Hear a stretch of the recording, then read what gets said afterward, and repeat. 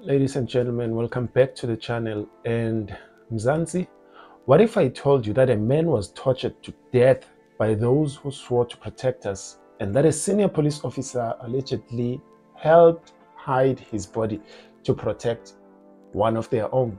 Because that's exactly what the Madlanga Commission had this week, and it points to something far darker than one dirty cop. A deputy police chief, a man in charge of enforcing the law, allegedly told his officers to clean up a murder scene.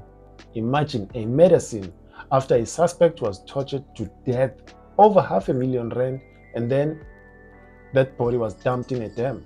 No arrest, no accountability, no justice. 3 years later, we are only hearing the truth now, or at least what they are finally allowing to come out.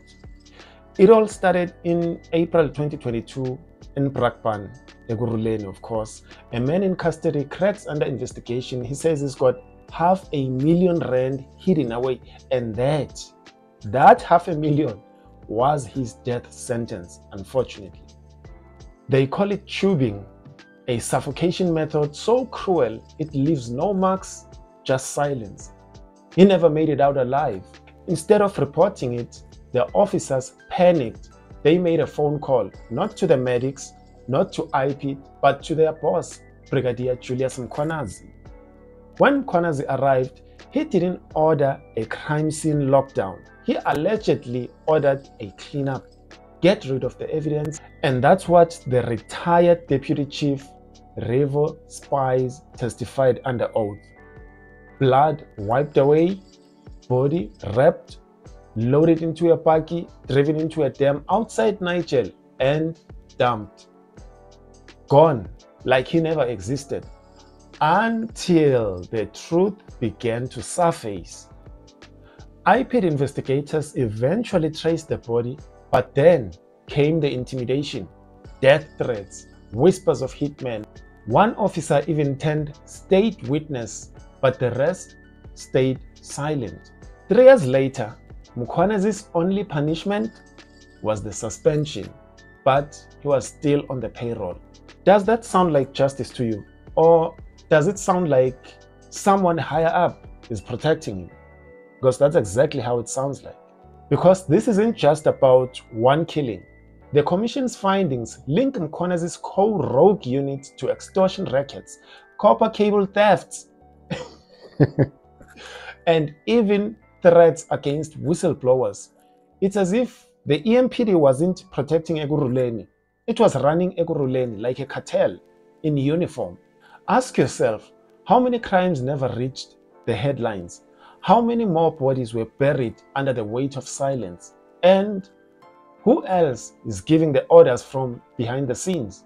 Because the corruption doesn't start in the street, it trickles down from the top. Mzansi deserves answers. We deserve a police force that protects, not praise. But every time we uncover the truth, someone, somewhere, tries to bury it again. And the question is, how deep does this cover-up really go? And if you believe this story needs national attention, don't scroll past it. Share this video. Comment below what you think should happen to Mkhwanazi and his team. And remember, the truth only wins when we keep shining the light where they want darkness. My name is Neville. This is Neville Media Inc. Stay watching, stay safe, and stay alert. And from me to you, I'm signing out. Peace. This was the most serious remark. And when Mr. Makagula started to mention this, he spoke the most, and Nomsas added a little bit to it. They immediately stated that there's threats against their lives because of this. There's a very serious investigation that they're doing into a murder case. This murder took place on 15 April 2022 in the Brakpan area, and it's being investigated by IPID already, where it traced back to a body was found in a dam. So initially it was said to us it's Nigel Merivale Dam in the Brakpan area. Don't know the exact dam, but this was traced back to the same group of officers who was there together with civilians. It's not one of the civilians yet mentioned. So there was a civilians on the site as well.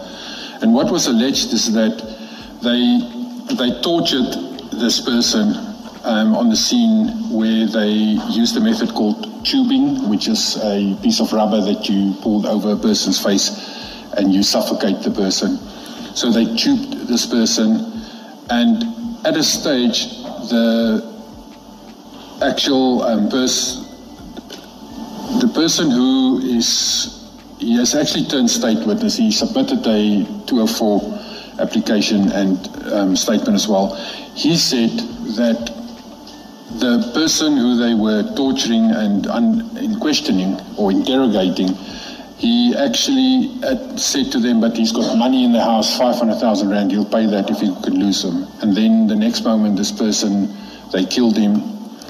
And from the scene, they called Brigadier Makwanasi after it took place now. And Brigadier Makwanasi arrived on the scene in a white Golf. And he then proceeded to direct them how to clean the scene. And they placed the body of the victim on this civilian person's bakkie. And they instructed him to go dump the body, which he then duly did. And then when it came out, and IPID's investigating it, this person who did it, he turned state witness, according to him. He contacted me about 2 weeks ago again to say that he is a state witness. He gave a Section 204 statement to turn state witness, and he's committing everything. And so it is a confirmed case of where it happened, where Makagula was carrying the docket, and this stems from April 2022 already. And when we were informed of this, it was March 2023. And that's one of the reasons as well why we believe that a murder case that's already running for a year investigation, with witnesses, with a body, with everything already there, we thought it's imminent that he would be arrested extremely quickly thereafter. And yet here we are, 2025, and nothing has yet happened. So none of those officers has been charged that we know of. The case has not gone forward anywhere. It is still being investigated. That's what my impression is from it. Also from internally, we couldn't do anything against the officers because to us it's hearsay from IPID. They inform us of this, but they're not prepared to give us anything in their docket, which we understand. It's a murder investigation and they don't want to give us anything. But it is, to us, we thought that, that would expedite, that the arrest will happen and that the court cases will follow from that as well. So if the Commission were interested to interrogate the cause of delays in finalizing or prosecuting these matters that you have referenced, you're suggesting it is to IPID that the Commission must turn? Correct, Commissioners. All our cases where the policemen are directly involved is handed over or taken over. Never mind handed over. It's taken over by IPID. They investigate the police when the police are wrong. So all the matters that we know of, that we mentioned here, has already been in the possession of IPID, already known to them, and they are investigating it. So